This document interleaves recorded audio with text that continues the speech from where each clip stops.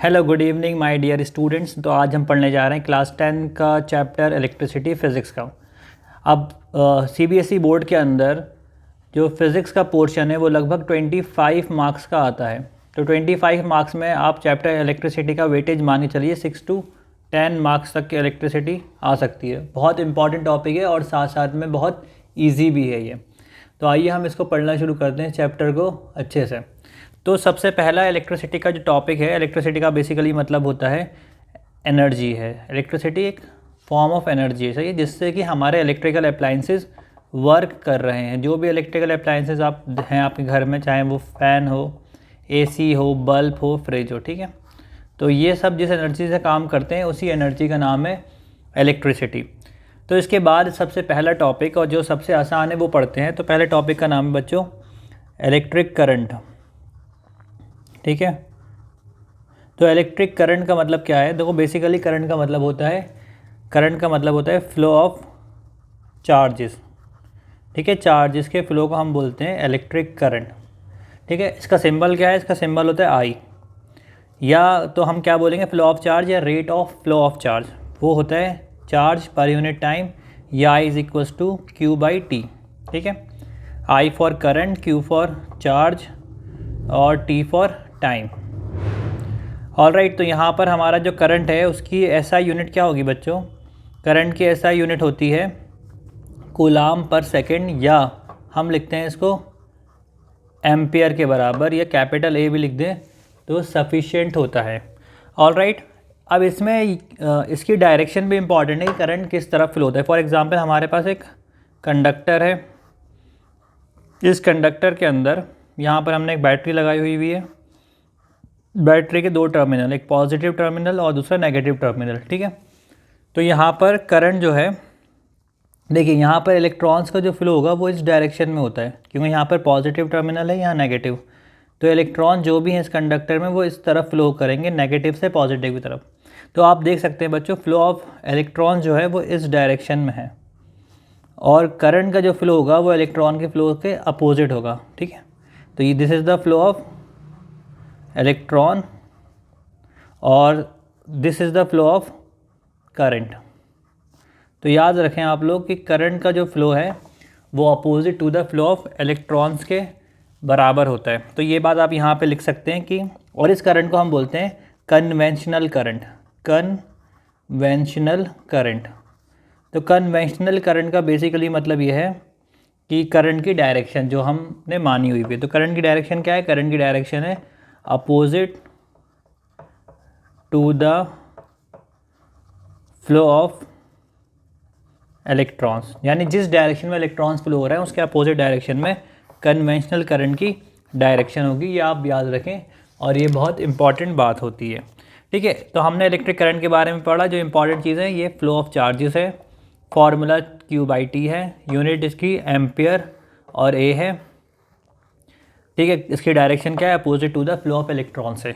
उसके बाद next important बात हम पढ़ने जा रहे हैं, नेक्स्ट चीज़ जो है इसके अंदर वो होते हैं हमारे इलेक्ट्रिक सर्किट के बारे में, ठीक है।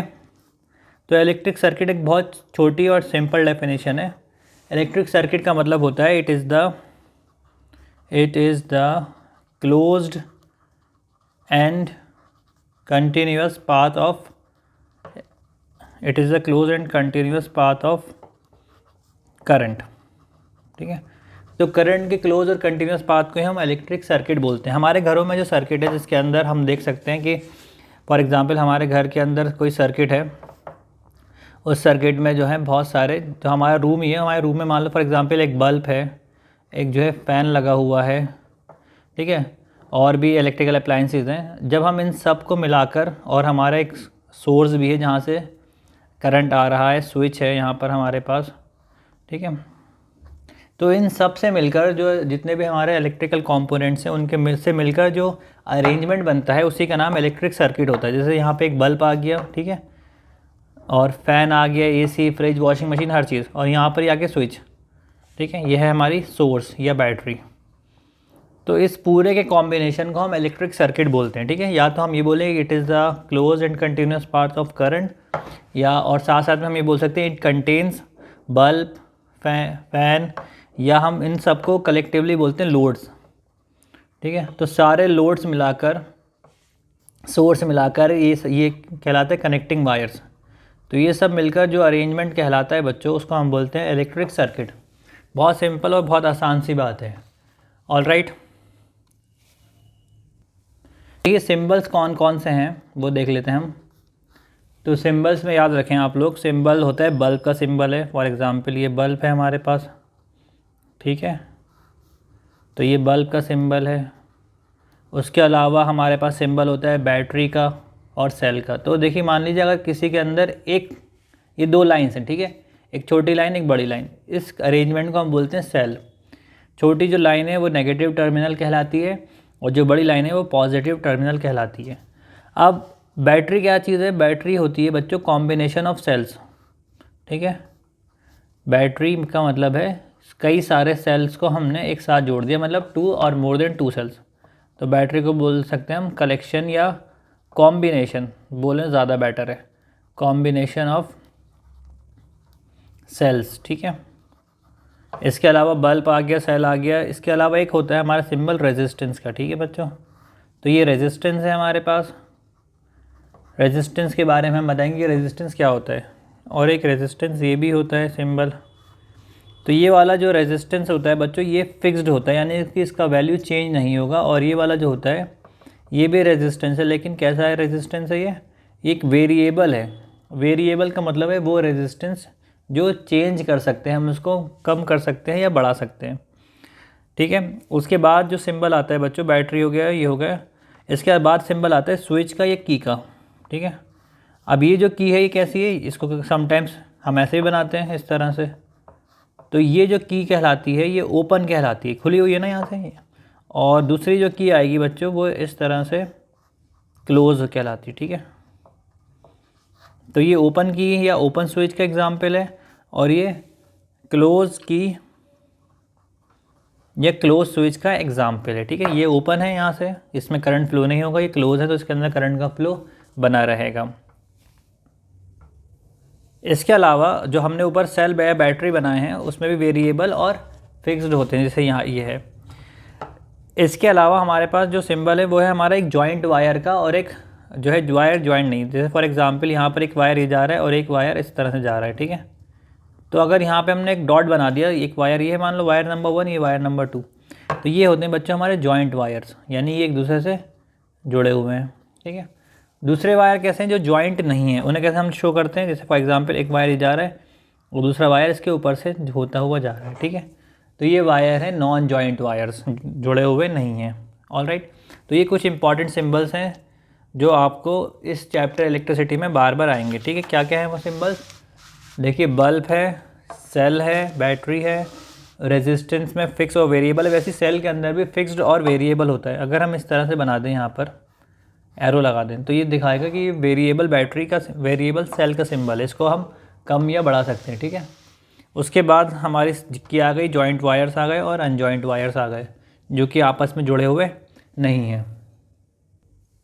इसके बाद एक बहुत इंपॉर्टेंट टॉपिक है चैप्टर का, जिसका नाम है इलेक्ट्रिक पोटेंशियल या पोटेंशियल डिफरेंस भी हम इसको बोलते हैं समटाइम्स, इलेक्ट्रिक पोटेंशियल, ठीक है।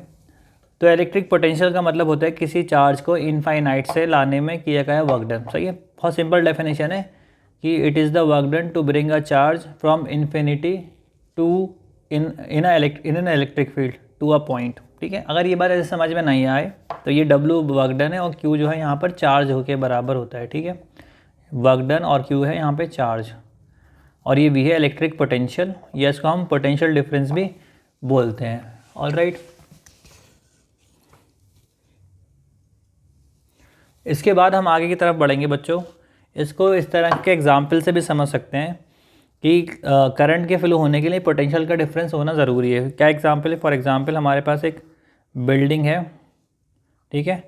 उस बिल्डिंग में जो एक टैंक रखा जाएगा, ये टैंक है, और टैंक हमेशा ऊंचाई पर रखते हैं, ठीक है। और मान लीजिए नीचे जो है इससे एक टैप कनेक्टेड है, ठीक है। यहाँ पर एक टैप लगा हुआ है जिससे पानी आएगा।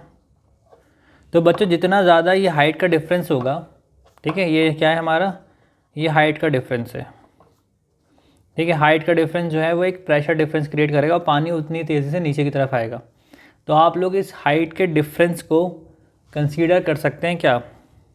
देखिए यहाँ पर आप मान लीजिए जो हाइट का डिफरेंस है, ठीक है, ये हमारा प्रेशर डिफरेंस है और जो पानी आ रहा है वो तो वाटर है ही हमारे पास। तो इस हाइट के डिफरेंस को हम बच्चों मान सकते हैं पोटेंशियल डिफरेंस करंट के केस में या इलेक्ट्रिसिटी केस में, और जो वाटर आ रहा है वो क्या है, हमारा करंट। ठीक है। तो जितना ज़्यादा पोटेंशियल डिफरेंस होगा, देख रहे हैं आप, हाइट और बढ़ा दो और बढ़ा दो, जितनी ज़्यादा हाइट का डिफरेंस होगा पानी उतनी तेज़ आएगा। उसी तरह से जितना ज़्यादा पोटेंशियल का डिफरेंस होगा करंट उतना ही ज़्यादा फ्लो होने वाला है। ठीक है। तो इलेक्ट्रिक पोटेंशियल का फॉर्मूला याद रखें, V is equals to charge work done per unit, charge है। ठीक है। इसकी यूनिट को हम लिख सकते हैं बच्चों, इसकी यूनिट को लिख सकते हैं, W की होती है जूल पर कूलाम, या इसकी यूनिट है वोल्ट। जो हमारे घर में वोल्टेज या वोल्ट की हम बात करते हैं वो यही है। उसके बाद जो बहुत इंपॉर्टेंट टॉपिक है इस चैप्टर का, उसका नाम है बच्चों ओम्स लॉ। ठीक है। तो हम अगला टॉपिक पढ़ने जा रहे हैं ओम्स लॉ के बारे में। ये बहुत इंपॉर्टेंट है, इसमें बहुत सारे न्यूमेरिकल बेस्ड होते हैं, तो न्यूमेरिकल्स कभी कभी आते हैं इससे। ठीक है। तो ओम्स लॉ में हमें क्या पढ़ना है, देख लीजिए ध्यान से। ओम्स लॉ कहता है, बहुत सिंपल सा है। देखिए फॉर एग्जांपल हमारे पास एक कंडक्टर है, ठीक है, या वायर कह लीजिए आप, और ये कंडक्टर जुड़ा हुआ है एक बैटरी से, ठीक है, सेल है, ठीक है। ये अब क्या है बच्चों, यहाँ पर ये पॉजिटिव टर्मिनल है और ये नेगेटिव। कंडक्टर की खासियत क्या होती है, इसके अंदर बहुत सारे फ्री इलेक्ट्रॉन्स होते हैं। तो जितने भी फ्री इलेक्ट्रॉन्स हैं, they start moving towards the positive side, they start moving towards the positive side. तो इलेक्ट्रॉन सारे के सारे माइनस से प्लस की तरफ जाना स्टार्ट कर देंगे। ठीक है। तो देखो जैसे जैसे यहाँ पर पोटेंशियल की वैल्यू बढ़ाते रहेंगे आप, यानी कि ज़्यादा पावर की बैटरी लगाएंगे, 10 वोल्ट की, 20 वोल्ट की, उतने ज़्यादा इलेक्ट्रॉन्स इस तरफ मूव करना स्टार्ट कर देंगे। ठीक है। तो इसका ये मतलब है, और जो मूवमेंट ऑफ इलेक्ट्रॉन है वही हमारा करंट है। देखिए इलेक्ट्रॉन इधर मूव कर रहे हैं तो पॉजिटिव चार्ज इस तरफ मूव करेगा।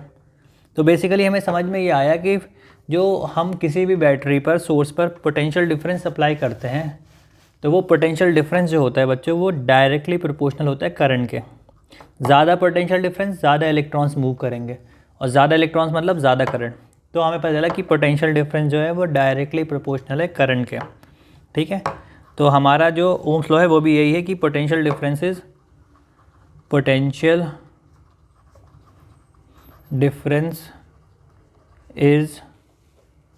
Directly proportional to the current, is directly proportional to the current. ठीक है। लेकिन यहाँ पे डेफिनेशन अभी कंप्लीट नहीं हुई। अब यहाँ पे क्या है, all the physical condition remains unchanged, यानी जो फिजिकल कंडीशन है वो ना बदलें। फॉर एग्जांपल क्या मतलब है, यानी टेम्परेचर चेंज नहीं होना चाहिए, इसकी लेंथ वगैरह कुछ ना बदले। अब हमने क्या बताया, V is proportional to I, this is the Ohm's law. अब हम जब यहाँ प्रोपोर्शनलिटी का साइन हटाएंगे तो यहाँ पर एक कांस्टेंट आएगा जिसको हम बोलते हैं RI। तो V इक्वल्स टू RI, या हम इसको कभी कभी ऐसे ही बोलते हैं V इक्वल्स टू IR। ठीक है। अब जो यहाँ पर कांस्टेंट ऑफ प्रोपोर्शनैलिटी आया है R, इसी को हम बोलते हैं बच्चों रेजिस्टेंस। ठीक है। इसको हम बोलते हैं रेजिस्टेंस। अब अगर हम रेजिस्टेंस की बात करें, रेजिस्टेंस क्या होता है, लाइए उसको भी सीख लेते हैं हम रेजिस्टेंस के बारे में। तो रेजिस्टेंस जो है बच्चों वो एक प्रॉपर्टी है किसी भी सब्सटेंस की, किसी भी मटेरियल की। ठीक है। तो रेजिस्टेंस क्या है, प्रॉपर्टी ऑफ अ मटेरियल और a substance due to which it opposes the flow of current. तो ये फ्लो ऑफ चार्जेस। रेजिस्टेंस एक ऐसी प्रॉपर्टी है जिसकी वजह से जो मटेरियल होता है वो अपने अंदर फ्लो होने वाले चार्ज को अपोज करता है। ठीक है। तो आप बेसिकली अपोज करने की प्रॉपर्टी को हम रेजिस्टेंस बोलते हैं। रेजिस्टेंस भी बोल सकते हैं बच्चों, बैरियर भी बोल सकते हैं। जब कभी कभी बैरिकेडिंग कर दी जाती है, तो फॉर एग्जांपल इतना बड़ा रोड जा रहा था, इसमें से एक साथ जो है मान लीजिए 4 कार्स एक साथ जाती थी इस रोड पे से, लेकिन मान लीजिए हम अब इतना रोड जो है हमने ब्लॉक कर दिया, तो अब एट अ टाइम सिर्फ एक कार जा पा रही है इससे, ठीक है। तो क्या हुआ अल्टीमेटली, जो यहाँ मोशन ऑफ कार था ये अपोज हो गया, ट्रैफिक का मोशन अपोज हो गया। तो यही बेसिकली हमारा रेजिस्टेंस कहलाता है, ठीक है। अब रेजिस्टेंस का हमने सिंबल बता दिया, रेजिस्टेंस का सिंबल होता है कैपिटल आर, ठीक है। ये हमारी एक स्केलर क्वांटिटी है, all right, this is the scalar quantity. और इसकी जो बच्चों एसआई यूनिट होती है वो होती है ओम, OHM, ओम, या हम इसका सिंबल बना देते हैं इस तरह से, ठीक है। बहुत इंपॉर्टेंट क्वांटिटी है ये। अब हम पढ़ेंगे कि ये रेजिस्टेंस किन किन फैक्टर्स पर डिपेंड करता है। ये डिपेंडेंसी ऑफ रेजिस्टेंस, डिपेंडेंसी, ठीक है, डिपेंडेंसी ऑफ रेजिस्टेंस, रेजिस्टेंस, या हम ये भी बोल सकते हैं रेजिस्टेंस ऑन विच, सॉरी, या हम लिख सकते हैं factors on which resistance depends, resistance depends. तो किन किन फैक्टर्स पर रेजिस्टेंस हमारा डिपेंड करता है, ठीक है। बहुत इंपॉर्टेंट चीज़ है, एग्जाम में कई बार पूछी भी गई है ये बात। तो देखिए रेजिस्टेंस डिपेंड करता है आपका, number 1, length of the conductor, conductor की लेंथ पर डिपेंड करता है, यानी कि कंडक्टर की लेंथ जितनी ज़्यादा होगी बच्चों, रेजिस्टेंस भी उतना ही ज़्यादा होगा। तो R is directly proportional to length, length बढ़ाते जाएंगे रेजिस्टेंस बढ़ता जाएगा कंडक्टर का। दूसरी जो चीज़ है वो क्या है, एरिया ऑफ क्रॉस सेक्शन पर भी डिपेंड करता है ये, ठीक है। एरिया ऑफ क्रॉस सेक्शन, देखिए क्रॉस सेक्शन मतलब ये जैसे एक वायर ये है, ठीक है, और दूसरा वायर ये है। अब इन दोनों वायर में क्या फ़र्क है, इन दोनों कंडक्टर में इसका एरिया ऑफ क्रॉस सेक्शन जो है वो कम है और इसका एरिया ऑफ क्रॉस सेक्शन ज़्यादा है। ज़्यादा क्रॉस सेक्शन मतलब ज़्यादा इलेक्ट्रॉन्स फ्लो हो रहे हैं। तो ज़्यादा इलेक्ट्रॉन्स फ्लो होने का मतलब क्या है, यानी कि करंट ज़्यादा, और करंट क्या है, करंट होता है बच्चों रेजिस्टेंस के इन्वर्सली प्रोपोर्शनल, V=IR है ना, I=V/R भी हम लिख सकते हैं। तो आप यहाँ से देखिए करंट और रेजिस्टेंस आपस में एक दूसरे के इन्वर्सली प्रोपोर्शनल है, विच मीन्स कि अगर एरिया बढ़ेगा, ठीक है, तो रेजिस्टेंस हमारा कम हो जाएगा, ऑल राइट। इसके बाद जब हम इन दोनों क्वांटिटीज़ को मिलाते हैं, इसके अलावा दो चीज़ों पे और डिपेंड करता है ये डिपेंड करता है नेचर ऑफ कंडक्टर पर, यानी कि कंडक्टर कौन सा है, कॉपर है, आयरन है, निकेल है, कौन है, नेचर ऑफ कंडक्टर पर डिपेंड करता है रेजिस्टेंस।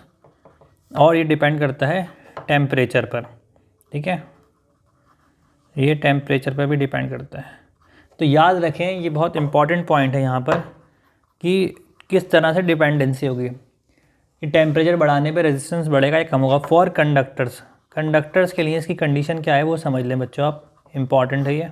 कंडक्टर्स के केस में जब हम रेजिस्टेंस बढ़ाते हैं, सॉरी जब हम टेम्परेचर बढ़ाते हैं तो रेजिस्टेंस भी बढ़ता है, आप लोग इतना याद रखें इसको, ठीक है। अब अगर हम पिछले वाले दो रिलेशंस को मिलाएं, जैसे एक रिलेशन था हमारा R इज़ प्रोपोर्शनल टू लेंथ और दूसरा था R इज़ प्रोपोर्शनल टू 1/एरिया। जब हम इन दोनों को कंबाइन करेंगे, ठीक है, तो कंबाइन करने में मिलेगा हमें कि R is proportional to L/A, ठीक है, R is proportional to L/A। जब देखो यहाँ पर लेंथ और एरिया के साथ इसका रिलेशन ये, जब हम प्रोपोर्शनलिटी साइन को रिमूव करेंगे तो यहाँ पर एक कांस्टेंट आता है, ठीक है, जिसका नाम है रो। ये क्या है, इसका नाम है रो, RHO, रो। इसको हम बोलते हैं रेजिस्टिविटी ऑफ द मटेरियल, इसको हम बोलते हैं रेजिस्टिविटी ऑफ द मटेरियल, यानी कि मटेरियल की रेजिस्टिविटी कितनी है। इसका दूसरा नाम होता है बच्चों स्पेसिफिक रेजिस्टेंस, ठीक है, इसका नाम क्या है, स्पेसिफिक रेजिस्टेंस। तो अब यहाँ तक हमने पढ़ लिया है स्पेसिफिक रेजिस्टेंस के बारे में। अब देखिए एक और इम्पॉर्टेंट चीज़ है कि कैसी क्वांटिटी, तो याद रखें कि जो रो होती है वो हमारी एक स्केलर क्वांटिटी होती है, ठीक है। कैसी क्वांटिटी है ये, this is a scalar quantity. इसकी यूनिट भी याद रखना बच्चों, इंपॉर्टेंट है, ठीक है। तो यूनिट क्या आएगी, देखो R का जो फॉर्मूला है बच्चों, R है रो L/A के बराबर। तो यहाँ पर रो का जो वैल्यू आएगा, यहाँ पर जो रो का वैल्यू आएगा वो आएगा RA/L। तो यहाँ पर हमने फॉर्मूला लिखा है रेजिस्टिविटी का, विच इज़ RA/L, ठीक है। तो मैंने कहा था कि इसकी यूनिट और लिखना है, तो इसकी यूनिट क्या होगी, देखिए रेजिस्टेंस की यूनिट होती है ओम, एरिया की यूनिट होती है मीटर स्क्वायर और लेंथ की यूनिट होती है मीटर, ऑल राइट। तो मीटर से 1 मीटर कैंसिल आउट हो गया, तो अब यहाँ क्या बचा, अब यहाँ बचता है हमारे पास unit of resistivity becomes rho metre, ठीक है। तो ये रेजिस्टिविटी की हमें यूनिट भी याद रखनी है। इसके बाद एक इम्पॉर्टेंट पॉइंट है जो कि मैं आपको बताना चाहता हूँ, वो ये है कि इम्पॉर्टेंट पॉइंट ये है यहाँ पर कि जो हमारी रेजिस्टिविटी होती है बच्चों, वो resistivity does not depend on the dimensions. Dimension का मतलब क्या है, डायमेंशन का मतलब ये है लंबाई, चौड़ाई, लेंथ, एरिया, इन सब चीज़ों पर डिपेंड नहीं करती, ठीक है। ये सिर्फ और सिर्फ डिपेंड करती है मटेरियल के नेचर के ऊपर, ऑलराइट। लेकिन जो रेजिस्टेंस है वो डिपेंड करता है, इट डिपेंड्स ऑन डायमेंशन। तो आप लोग ये बात ज़रूर याद रखें, ठीक है। अब हमारा जो नेक्स्ट टॉपिक है बहुत इंपॉर्टेंट, जिससे हमारे क्वेश्चन ही आते हैं, सीधे सीधे न्यूमेरिकल एग्जाम में आते हैं, वो सबसे इम्पॉर्टेंट है, वो है कॉम्बिनेशन ऑफ, वो है हमारा कॉम्बिनेशन ऑफ रेजिस्टर्स, यानी रेजिस्टर्स को जोड़ना। तो रेजिस्टर्स को जोड़ना कैसे कैसे, ये समझ लीजिए आप। तो रेजिस्टर को जोड़ने के कई सारे तरीके हो सकते हैं बच्चों। जैसे कि एक तरीका हो सकता है इसके अंदर सीरीज़ कॉम्बिनेशन, ठीक है। एक तरीका होता है हमारा पैरेलल कॉम्बिनेशन, ठीक है। सीरीज़ कॉम्बिनेशन है, पैरेलल कॉम्बिनेशन है, और थर्ड वन है हमारा मिक्स्ड कॉम्बिनेशन, ठीक है। तो अब यहाँ पर हम शुरुआत करेंगे सीरीज़ कॉम्बिनेशन से कि सीरीज़ कॉम्बिनेशन क्या होता है और किस तरह से वर्क करता है। तो पहला कॉम्बिनेशन है हमारे पास सीरीज़। तो अब सीरीज़ में समझ लीजिए क्या है। सीरीज़ के अंदर हमारे पास मान लीजिए दो रेजिस्टर, एक रेजिस्टर ये है और दूसरा रेजिस्टर हमारे पास यहाँ रखा हुआ है, ठीक है। इनके मान लीजिए नाम है कुछ, इनके नाम है R1 और R2, ठीक है। अगर मान लीजिए आप रेजिस्टर, इस वाले रेजिस्टर का एक एंड R2 वाले रेजिस्टर के दूसरे एंड से हम जोड़ दें, ठीक है। तो यहाँ पे दोनों जुड़ गए, यानी कि एक एंड R1 का और दूसरा एंड R2 का आपस में जोड़ दें, तो ये कॉम्बिनेशन कहलाता है हमारा सीरीज़ कॉम्बिनेशन, ठीक है। और पैरेलल में क्या है, देखिए पैरेलल के अंदर फॉर एग्जांपल एक रेजिस्टर है हमारे पास R1 और दूसरा रेजिस्टर है हमारे पास R2। अब इसके दोनों एंड्स अगर हम जोड़ दें यहाँ पर, ठीक है, R1 R2 का एक एंड यहाँ जोड़ा और R1 R2 का एक एंड यहाँ जोड़ा, ठीक है। तो ये हमारा कहलाता है बच्चों पैरेलल कॉम्बिनेशन। ये है पैरेलल, जब दोनों एंड जुड़ जाएं। और सीरीज़ का मतलब क्या है, जब एक एंड से जुड़े, ठीक है। अब देखिए सीरीज़ कॉम्बिनेशन का मैं यहाँ पे डायग्राम बनाने जा रहा हूँ कि सीरीज़ कॉम्बिनेशन का डायग्राम कैसा दिखता है। फॉर एग्जांपल देखिए यहाँ पर हमारे पास एक रेजिस्टर R1 है, एक रेजिस्टर R2 है, ऑलराइट, और एक रेजिस्टर हमारे पास यहाँ पे R3 है। ये सारे के सारे रेजिस्टर कनेक्ट है हमारे सीरीज़ के अंदर, ठीक है। अब मान लीजिए हमने जोड़ दी इससे एक बैटरी या सेल, ठीक है। अब इस बैटरी का जो V है, वोल्टेज V है, और यहाँ से करंट निकला I। तो देखिए सीरीज़ कॉम्बिनेशन में ये समझ चली कि एक पाइपलाइन है ये पूरी, और यहाँ से हमारा जो है पाइप में से पानी आ रहा है। तो जितना, अगर ये तीनों पाइपलाइन जुड़ी हुई हैं, ठीक है, पाइप 1, पाइप 2, पाइप 3, तो इनमें सब में सेम वाटर जा रहा है, उसी तरह से सब में सेम करंट जाएगा, ठीक है। जितना करंट यहाँ से निकला है उतना करंट R1 में जाएगा, उतना ही करंट R2 में जाएगा, और उतना ही करंट R3 में जाएगा। लेकिन जो पोटेंशियल है वो डिवाइड हो जाएगा, सबको थोड़ा थोड़ा मिलेगा। फॉर एग्जांपल यहाँ पर V1 पोटेंशियल मिला, इसे V2 पोटेंशियल मिलेगा, और R3 को जो मिलने वाला पोटेंशियल है वो कैसा है, वो है हमारा V3 पोटेंशियल, ठीक है। तो सीरीज़ कॉम्बिनेशन में जो याद रखने वाली बात है वो यही है कि करंट जो है वो इसके अंदर सेम रहता है, और जो पोटेंशियल है वो डिवाइड हो जाता है, सही है। अब इसका एक छोटा सा डेरिवेशन है जो हम यहाँ पर करके दिखाएंगे आपको, ठीक है। देखिए अब अभी हमने पढ़ा ओम्स लॉ के बारे में। तो ओम्स लॉ क्या होता है, ओम्स लॉ होता है V = IR, ठीक है। अगर मैं लिखूँ फॉर R1, यानी रेजिस्टर 1 के लिए, देखिए वोल्टेज कितना आएगा, V1 = IR1। R2 के लिए कितना आएगा बच्चों, V2 = IR2। और R3 के लिए कितना आएगा, V3 = R3 के बराबर। ठीक है, अब देखिए हमारे पास 3 रेजिस्टर हैं। कॉम्बिनेशन का मतलब क्या है मैं बताता हूँ अभी आपको। तो देखिए जो हमारे V1 V2 V3 किसके बराबर है, ऑब्वियस सी बात है हमारे टोटल वोल्टेज के बराबर होंगे। ठीक है, तो हम लिख सकते हैं V is equals to V1 plus V2 plus V3। All right, V1 का वैल्यू कितना है बच्चों, V1 का वैल्यू है IR1, V2 का वैल्यू है IR2 और V3 का वैल्यू है IR3। तो हमें पता क्या लगाना है, हमें पता लगाना है अगर हमने इन तीनों रेजिस्टर्स को हटा के एक रेजिस्टर लगाएं। ठीक है, मान लो हमने एक रेजिस्टर लगा दिया यहाँ पर इन तीनों की जगह पर।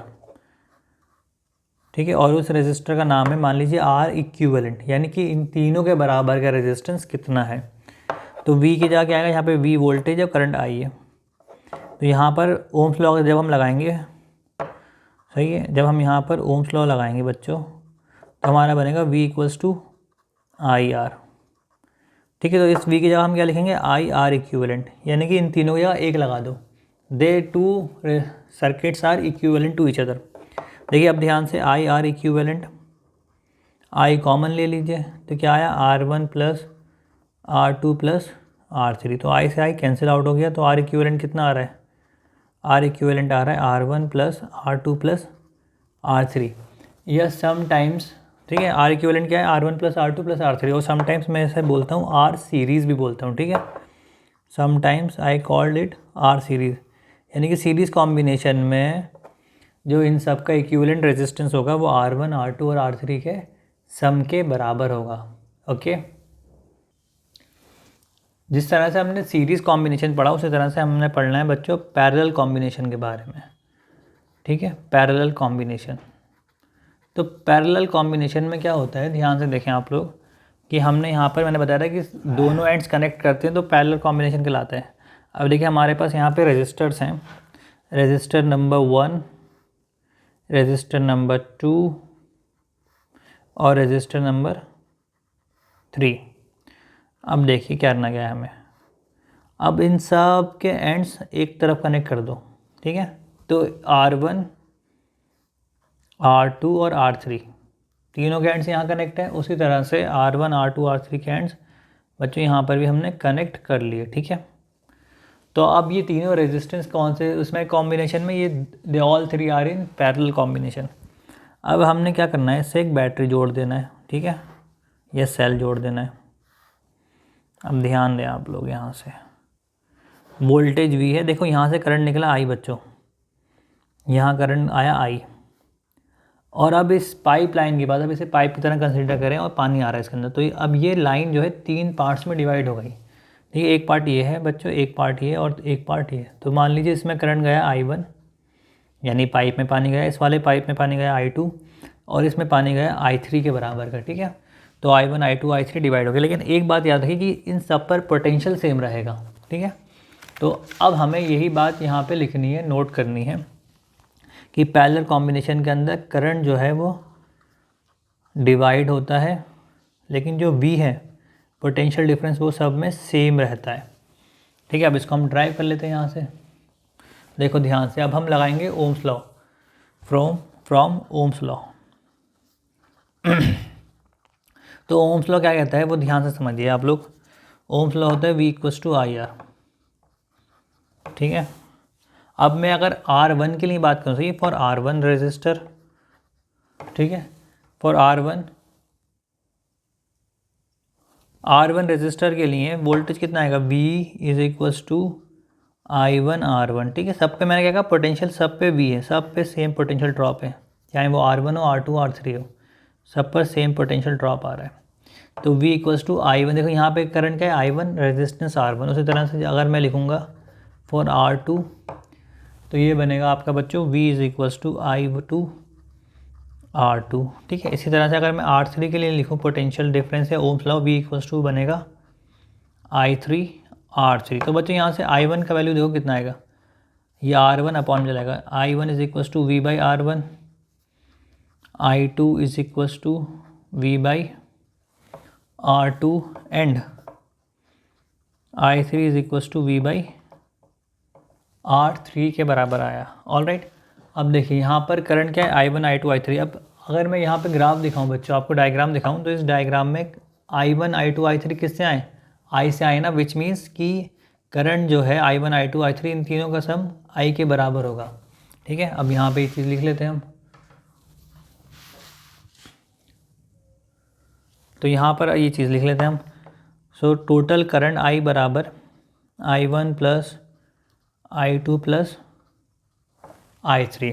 ठीक है, I1 का वैल्यू क्या है V/R1, I2 का वैल्यू क्या है V बाई, यहाँ से देखें V/R1 V/R2 V/R3।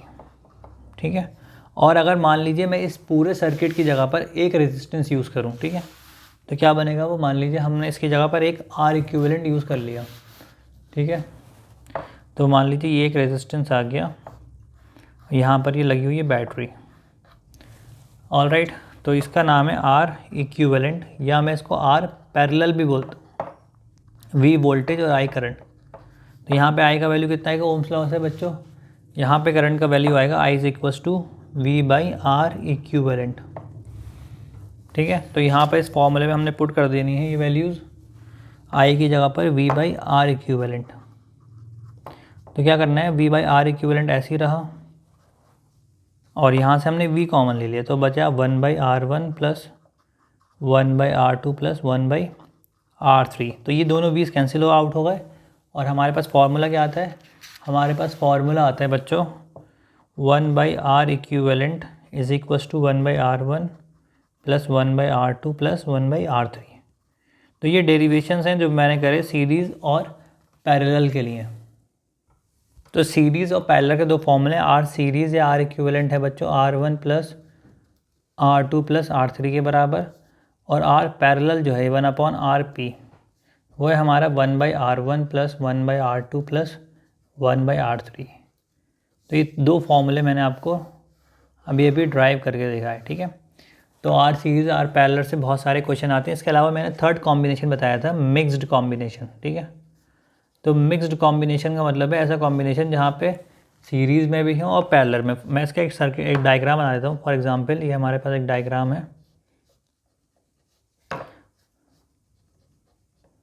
ठीक है, तो इस डायग्राम के अंदर आप देख सकते हैं कि ये दोनों पैरेलल में है रेजिस्टर्स, क्योंकि इनके दोनों एंड कनेक्ट हैं R1 R2 के, और जो तीसरा वाला है R3 ये इन दोनों के साथ सीरीज़ में कनेक्ट है। तो इस तरह के कॉम्बिनेशन को हम बोलते हैं mixed combination. Heating effect of electric current. तो heating effect of electric current का मतलब होता है ये ऐसा फिनोमेना है जब किसी कंडक्टर से करंट पास होता है तो वो हीट करना शुरू कर देता है, तो उसी को हम बोलते हैं हीटिंग इफेक्ट। तो हम लिख सकते हैं the phenomena when electric current passes through a conductor, it starts heating। ठीक है, तो इस फिनोमेना को हम बोलते हैं हीटिंग इफेक्ट। अच्छा, ये होता क्यों है, तो आप समझ लीजिए ऐसा होता है कि जब इलेक्ट्रॉन्स फ्लो होना शुरू होते हैं तो इलेक्ट्रॉन्स करंट का फ्लो होता है, तो करंट के फ्लो होते समय इलेक्ट्रॉन्स जब जो हैं एटम से टकराते हैं, ठीक है, जब कोलिजन्स होते हैं आपस में इनके, तो उस कोलिजन की वजह से ये हीटिंग प्रोड्यूस होती है। इसका और भी हम बता सकते हैं फ्रिक्शन होता है इनके बीच में लगता है, जिसकी वजह से हीटिंग प्रोड्यूस होती है। The phenomena when electric current passes through a conductor it starts heating. This phenomena is known as this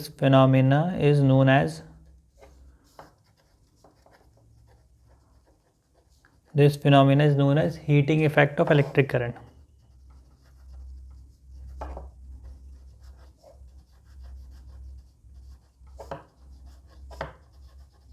तो इसका छोटा सा फॉर्मूला भी ड्राइव कर लेते हैं हीटिंग। तो देखिए बच्चों, फॉर्मूला क्या आता है वो समझ लीजिए। तो जो हीटिंग है वो बेसिकली एनर्जी है। तो सबसे पहले मैं लिख लूँ कि पावर क्या होती है। देखो एक छोटा सा टॉपिक बीच में और आ रहा है जिसका नाम है पावर। तो पावर जो बेसिकली होती है वो यह होती है energy consumption per unit time या work done per unit time के बराबर। अब अभी हमने पीछे फॉर्मूला पढ़ा था V = W/Q। ठीक है, तो W क्या था बच्चों, W था हमारा work done per unit charge. तो यहाँ से W का जो वैल्यू आएगा वो आएगा बच्चों क्यू वी के बराबर, ठीक है। तो हम इस पावर के फॉर्मूले में W की प्लेस पर लिख सकते हैं क्यू वी अपॉन टाइम, और Q अपॉन टाइम हमने पहले बताया था कि Q अपॉन टाइम क्या होता है, Q अपॉन टाइम होता है VI। तो एक फॉर्मूला क्या आता है बच्चों, P इक्वल्स टू पावर का VI के बराबर, ठीक है। अब हीटिंग क्या होती है बच्चों, हीटिंग क्या है वो समझ लीजिए। हीटिंग तो यही है हमारा energy per unit time, energy is equals to power into time के बराबर।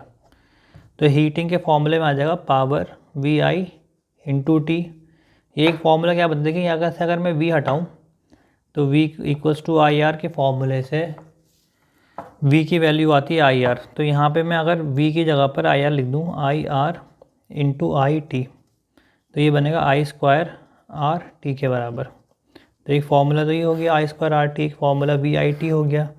इसके अलावा ये एक फॉर्मूला I स्क्वायर RT हो गया। इसके अलावा एक फॉर्मूला क्या बन सकता है, अगर मैं यहाँ से I को रिमूव करना चाहूँ, ठीक है, तो I किसके बराबर है, I है V/R के इक्वल। तो इस फॉर्मूले में देखिए क्या बनेगा, H इक्वल्स टू I के प्लेस पर V/R, इस पूरे का स्क्वायर और ये वाला R और ये वाली T, तो it becomes V square by R square into RT, ठीक है। तो यहाँ पर जो हीटिंग का फॉर्मूला बनकर आता है वो आता है H बराबर V स्क्वायर बाई RT। तो देखिए यहाँ पर मैंने आपके लिए 3 फार्मूलाज ड्राइव करे बच्चों। एक तो P equals to VI power का, लेकिन हीटिंग का formula VIT, I square RT और V स्क्वायर बाई RT। अब मैं इनके बताऊंगा भी यूज़ कि इनको कैसे कैसे यूज़ करना है और कब कब ये इस्तेमाल में आएंगे, ठीक है। इसके बाद नेक्स्ट टॉपिक आता है बच्चों हमारा कि हीटिंग इफेक्ट के जो है एप्लीकेशन क्या क्या है, what are the applications of heating effect, यानी कि ये हीटिंग इफेक्ट कहाँ पर यूज़ होता है। तो आपके आसपास बहुत सारी चीज़ें जहाँ पर हीटिंग होती है तो हीटिंग इफेक्ट यूज़ होता है। जैसे मैंने बताया ना कि जब करंट किसी कंडक्टर से पास होगा, ठीक है, जब करंट पास होगा तो वो हीट करना शुरू कर दे।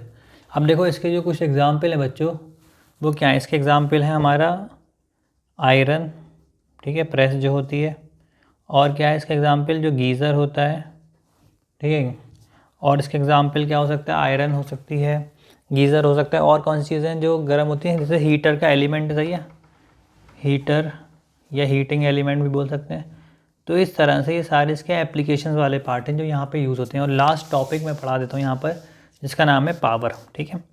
तो पावर क्या चीज़ है, तो पावर का भी हमने फॉर्मूला पढ़ा। पावर जो होती है वो होती है वोल्टेज इनटू करंट के बराबर। ये पावर का फॉर्मूला जो बेसिक है वो है work done per unit time, ठीक है, कि कोई भी इलेक्ट्रिकल अप्लायंस, या फिर हम इसको बोलते हैं एनर्जी पर यूनिट टाइम, यानी कि कोई भी जो इलेक्ट्रिकल अप्लायंस होता है बच्चों, तो वो इलेक्ट्रिकल अप्लायंस टी टाइम में, ठीक है, टी टाइम के अंदर कितनी एनर्जी कंज्यूम कर लेता है उसको हम बोलते हैं पावर। तो मैं यहाँ पर एग्जांपल दे रहा हूँ पावर का। अगर मान लीजिए किसी इलेक्ट्रिकल अप्लायंस की पावर है 100 वाट के बराबर, ठीक है, तो इस 100 वाट का मतलब होता है कि ये इलेक्ट्रिकल अप्लायंस